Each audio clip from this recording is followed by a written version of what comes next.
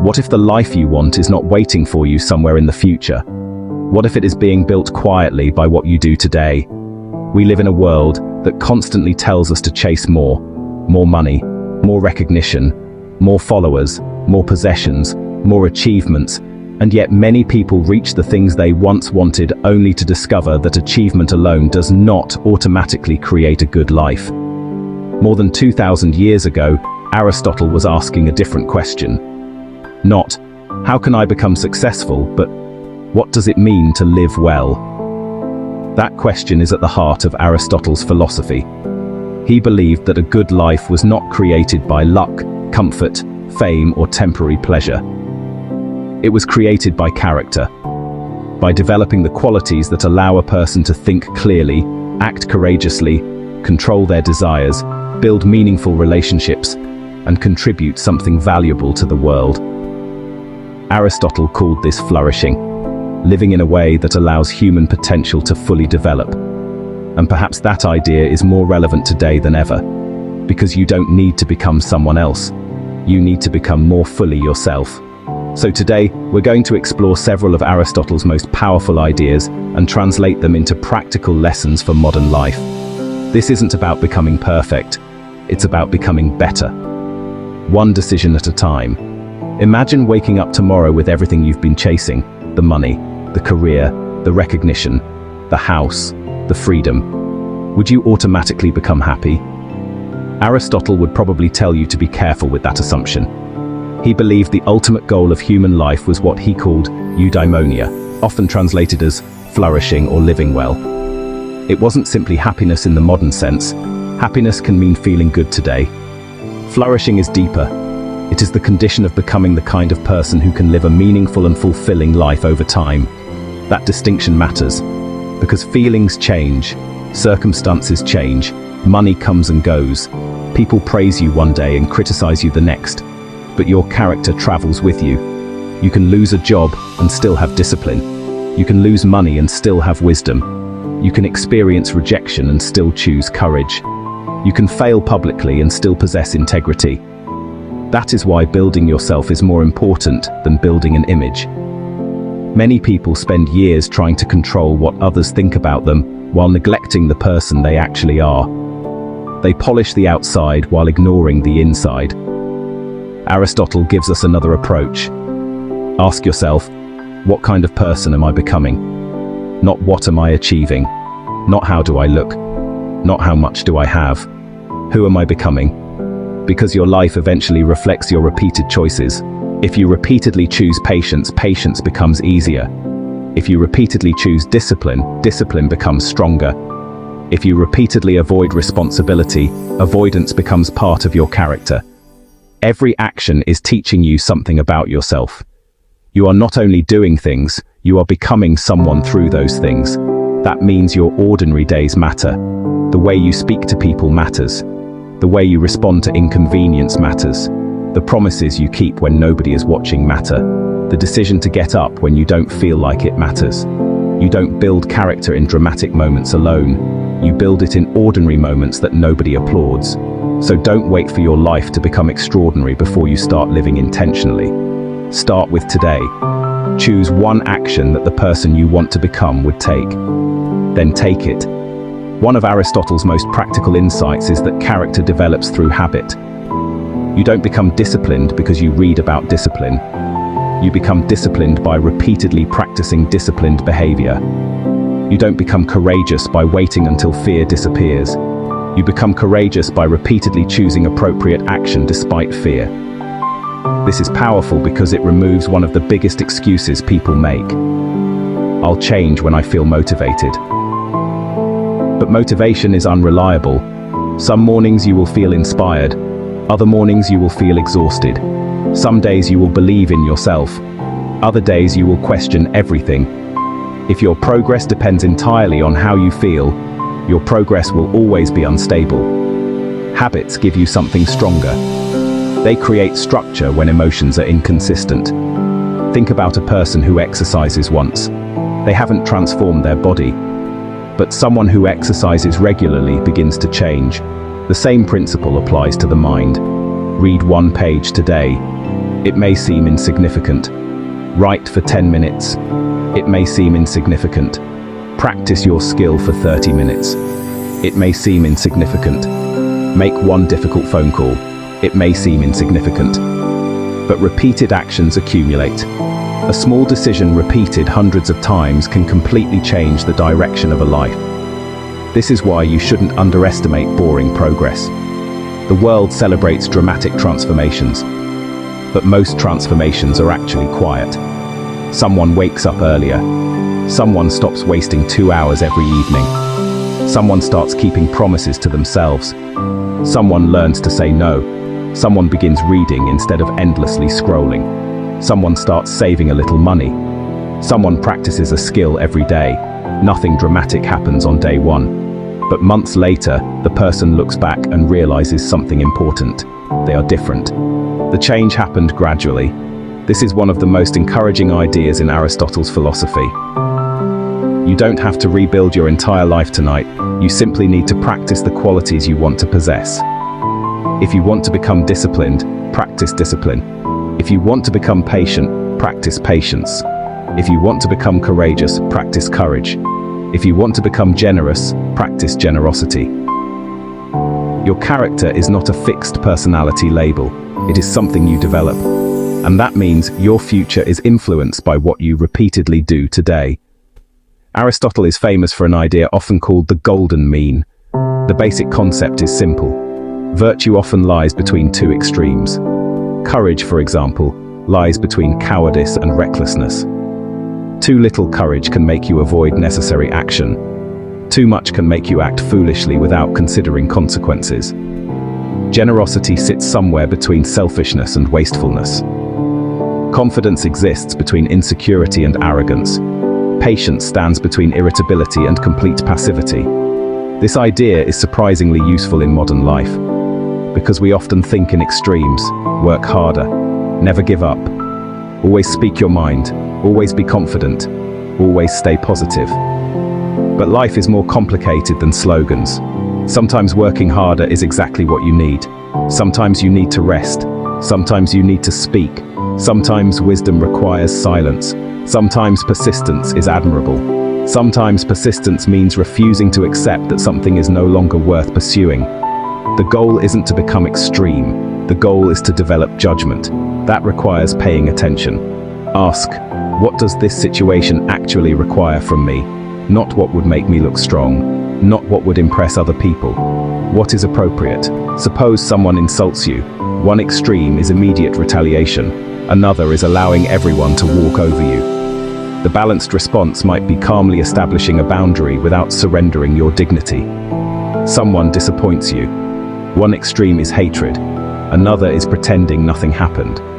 The wiser response may be to acknowledge the disappointment while deciding what you can reasonably expect from that person in the future. You don't have to become cold to become strong. You don't have to become aggressive to become confident. You don't have to become passive to become peaceful. Strength often looks like balance, and balance requires self-awareness. Before reacting, pause. Ask what the moment deserves. That small pause can change everything. We often imagine courage as the absence of fear. Aristotle's understanding is more realistic. Courage is not simply charging forward without fear. It involves responding appropriately to fear. And that distinction matters. Because fear is part of being human. You may fear failure. You may fear rejection. You may fear criticism. You may fear starting over. You may fear being misunderstood. You may even fear succeeding, because success brings responsibility. The question is not whether fear will appear. The question is whether fear gets to make every important decision for you. Think about how many opportunities disappear because someone waits to feel completely ready. They want certainty before beginning. But certainty rarely comes first. Sometimes confidence is the result of action rather than the requirement for action. You take the first step, then you learn. You make the mistake, then you improve. You have the difficult conversation. Then you discover that you survived it. You publish the work. Then you learn from the response. You apply for the opportunity. Then you discover whether the answer is yes or no. Courage grows through experience. And sometimes courage is quiet. It can mean admitting you were wrong. It can mean asking for help. It can mean walking away from something that is damaging you. It can mean starting again at an age when you thought you should already have everything figured out. It can mean telling the truth when a lie would be easier. Courage isn't always dramatic. Sometimes courage is simply refusing to betray your values because you're afraid of what people might think. So the next time fear appears, don't immediately ask, "How do I get rid of this feeling?" Ask, "What would a courageous response look like?" Then take the smallest responsible step in that direction. Every day you negotiate with yourself. Should I get up? Should I work? Should I exercise? Should I study? Should I save this money? Should I finish what I started? Should I check my phone? Should I watch another episode? Should I postpone this until tomorrow? Without structure, these decisions can consume enormous mental energy. Aristotle's emphasis on habit offers a solution. Make good actions more automatic. If something matters, don't depend on a daily argument with yourself. Create a routine. Decide when you will do it. Remove unnecessary obstacles. Start small. Repeat. Discipline is often misunderstood as punishment, but discipline can actually create freedom. When you are disciplined with your money, you gain financial choices. When you are disciplined with your time, you gain more control over your day. When you are disciplined with your health, you increase your physical capacity.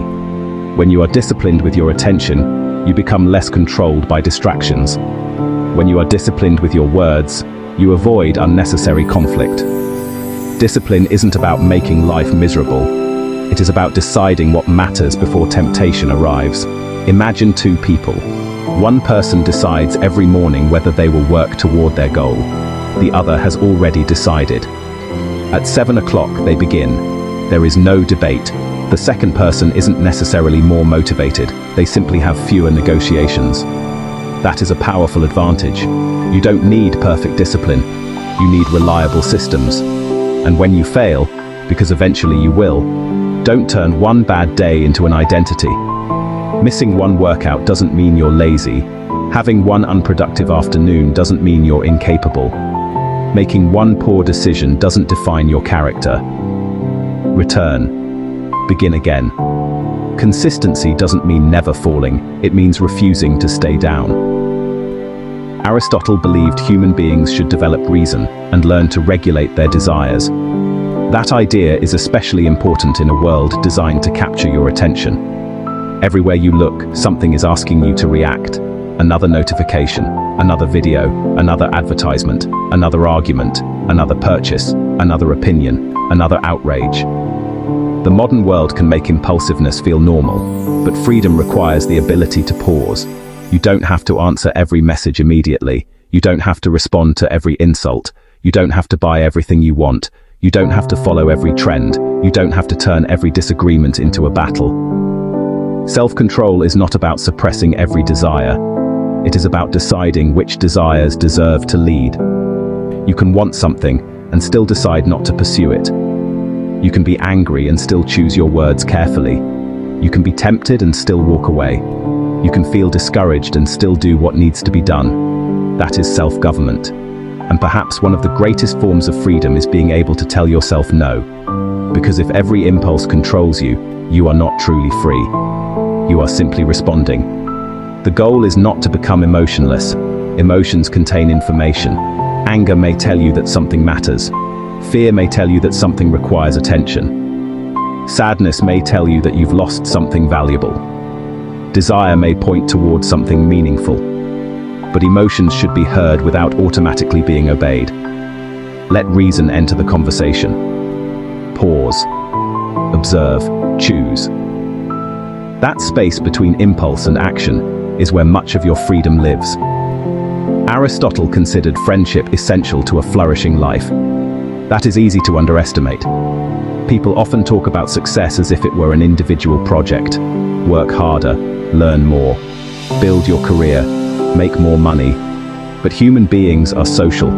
The people around you influence what you consider normal. They influence your ambitions, your standards, your attitudes, even your understanding of yourself. A friend who constantly complains can make pessimism feel ordinary. A friend who constantly takes responsibility can make responsibility feel normal.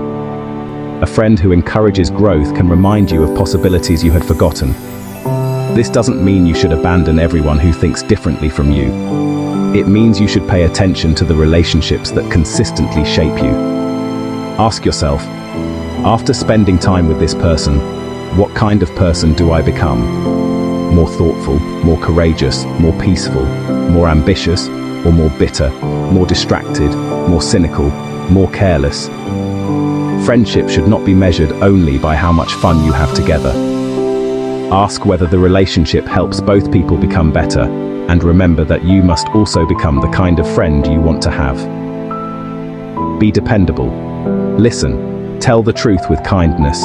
Celebrate another person's success without making it about yourself. Show up when things become difficult.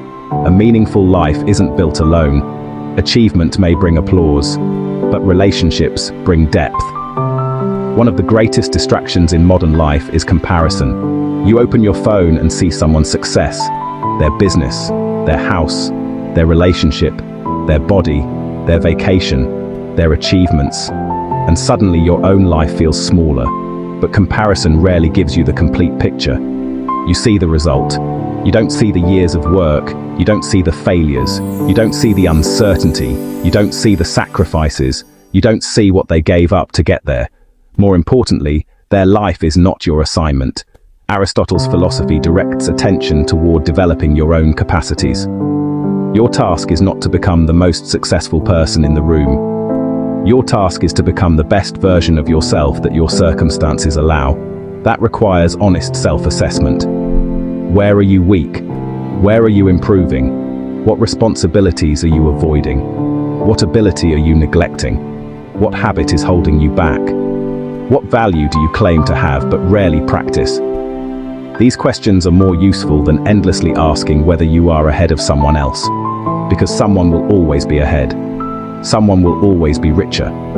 Someone will always be younger. Someone will always have more followers. Someone will always have a different advantage. Comparison is a race with no finish line. Growth is different. Growth asks only, am I moving in the right direction? If the answer is yes, keep going. Aristotle believed that everything has a function. A good knife cuts well. A good musician plays well. And human beings, he argued, have a distinctive capacity: reason. We can think, we can reflect, we can choose, we can develop ourselves intentionally. That gives us an important question. What are you capable of becoming? Not what does society expect from you, not what would impress strangers. What potential exists inside you that you haven't developed yet? Perhaps you are capable of becoming a better writer, a better parent, a better leader, a better entrepreneur, a better teacher, a better friend, a more disciplined person, a calmer person, a wiser person. Your potential is not proven by wishing, it is revealed through practice. You may never discover what you are capable of if you never challenge yourself. That is why discomfort can be valuable. Not all discomfort is meaningful, but the discomfort of learning, practicing, failing, and improving is often the price of growth. You don't strengthen a muscle by admiring it. You strengthen it by using it. The same is true of character. You develop patience through situations that test patience. You develop courage through situations that require courage. You develop wisdom by making decisions, reflecting on them, and learning from their consequences. Your difficulties can become training grounds. The question is not, why is this happening to me? Sometimes the better question is, what can this teach me?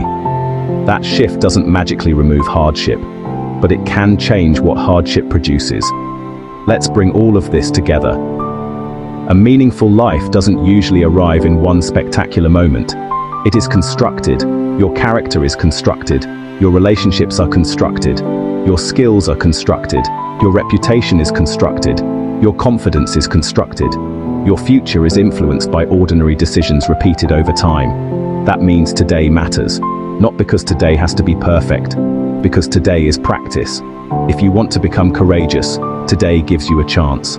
If you want to become disciplined, today gives you a chance. If you want to become generous, today gives you a chance. If you want to become wise, today gives you a chance. You don't need to wait for Monday. You don't need a new year. You don't need a perfect plan. Start where you are, clean the room, finish the task, make the call, apologize, read the book, practice the skill, go for the walk, turn off the distraction, keep the promise, tell the truth, do the difficult thing, then do it again tomorrow. This is where philosophy becomes practical. Ideas are valuable only when they influence how we live. You can read about courage for 10 years and remain afraid. You can study discipline and remain undisciplined. You can understand virtue intellectually and never practice it. Knowledge becomes wisdom when it changes behavior. So don't simply ask what Aristotle believed. Ask what his ideas require from you. Take a moment and imagine meeting yourself 10 years from now. Not the person with the perfect life. Not the person who avoided every mistake. The person who lived intentionally. The person who developed their abilities. The person who learned from failure.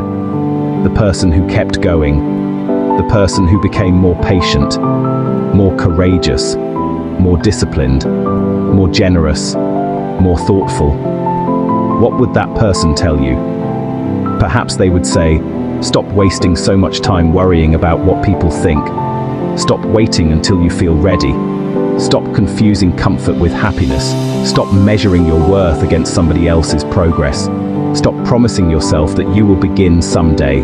Begin now, because someday is not a day on the calendar. Your life is happening in the present. And every day gives you another opportunity to practice becoming the person you want to be. Aristotle's philosophy doesn't promise an effortless life. It offers something more useful. A framework for living deliberately. Build good habits. Choose balance over extremes. Practice courage. Govern your desires. Develop your abilities. Value meaningful friendships. Think carefully. Act consistently. And remember that excellence is not an event. It is a way of living. You don't become strong because you once did something difficult. You become stronger because you repeatedly choose the difficult action when it matters. You don't become wise because you know many things. You become wiser because you learn how to use what you know. You don't become a good person because you say the right things. You become one by repeatedly doing the right things. So when this podcast ends, don't simply feel inspired for 5 minutes. Take one idea with you. 1. Choose the habit you know you need to build. Choose the conversation you've been avoiding. Choose the distraction you need to remove. Choose the skill you need to practice. Choose the responsibility you've been postponing. Then act, quietly, without needing applause, without needing everyone to understand, without waiting for perfect motivation, because the person you become tomorrow is being shaped by the choices you make today. And perhaps that is one of the most empowering ideas Aristotle left us. A good life is not something that simply happens to you. It is something you participate in creating. So build it carefully, live deliberately, choose your actions, develop your character, and become someone you can respect when nobody else is watching. Thank you for listening. If this episode gave you something worth thinking about, consider subscribing to the podcast and sharing it with someone who could use a reminder that real growth doesn't happen overnight. It happens one choice at a time, and your next choice is waiting for you.